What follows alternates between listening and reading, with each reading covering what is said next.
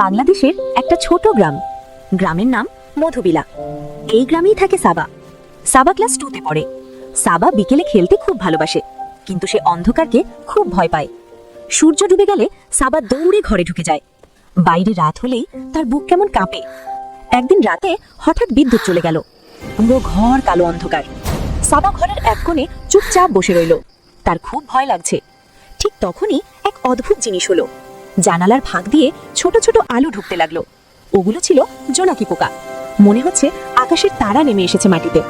সাবা আস্তে করে বারান্দায় চলে গেল। ওর ভয় একটু কমে গেল। জোনাকিগুলো সাবার চারদিকে ঘুরতে লাগলো। আলোয় বারান্দা নরম করে জ্বলে উঠল। জোনাকিগুলো যেন আরো কাছে চলে এলো। এমন সময় বাবা বাড়ি ফিরে এলেন। তিনি দেখেন সাবা একা বারান্দায় দাঁড়িয়ে।